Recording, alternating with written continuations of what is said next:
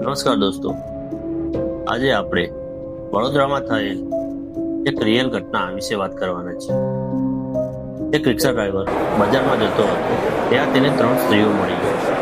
તેમાંથી એક સ્ત્રીને મક્કરપુરા જવાનું હતું. તે 3 સ્ત્રીઓને બેસાડે છે અને તે રસ્તા તરફ જવા લાગે છે.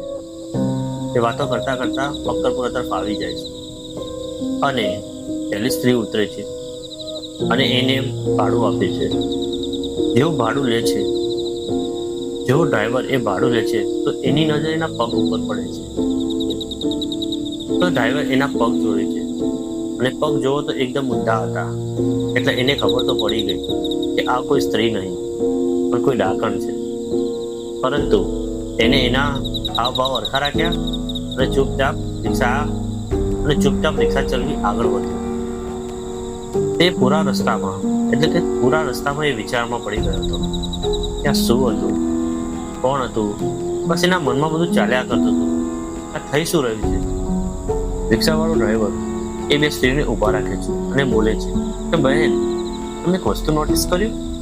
તો પેલી 2 ઊભી રહી હસે છે એ 2 સાથે જોઈ અને પછી બોલે છે, હા ભાઈ, શું થયું? તમે પેલી સ્ત્રી ઉતરતી મક્કરપુરા તરફ, તેના પગ ઊંધા હતા. તે જોઈને થોડી વધારે હસવા લાગે છે બંને સ્ત્રીઓ કે એમાં નવાઈ શું છે કે અમારા બી પગ ઊંધા છે. જોઈને તો રિક્ષા ડ્રાઈવર એકદમ સ્તબ્ધ થઈ જાય છે અને ઘટના સ્થળે તેનું મોત થઈ જાય છે. અને આ ઘટના ઓરિજિનલમાં થયેલી હતી, રિયલ ઇન્સ્પાયર હતી. મને મારા મિત્ર દ્વારા કરવામાં આવેલી હતી, જે મેં આજે તમને શેર કરી હતી. જો રિક્ષા ડ્રાઈવર પોતાની વાત મનમાં રાખતો અને એ લોકોને ઊભા ન રાખતો અને ચૂપચાપ એમને ઉતારીને જતો રહેતો તો પોસિબલ હતું કે તે કદાચ બચી જાત. પરંતુ ધારી તો ધણીનું જ થવાનું હતું. જે સમય અને સંજોગ એની સાથે થઈ ગયો અને તે મોતને ભેટે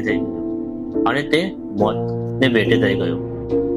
કઈ આવા જ વિડીયો, જો તમને વિડીયો કેવો લાગ્યો અને તમારા કોઈ એવી સ્ટોરી હોય જે તમારા રિયલ ઘટના થયેલી હોય તમારી આજુબાજુ, તો તમે અમને શેર કરો, જેથી હું તમને મેસેજ કરીશ અને આપણે બધા ચર્ચા કરીશું અને એ વિડીયો પર નવો ટોપિક લાવશું.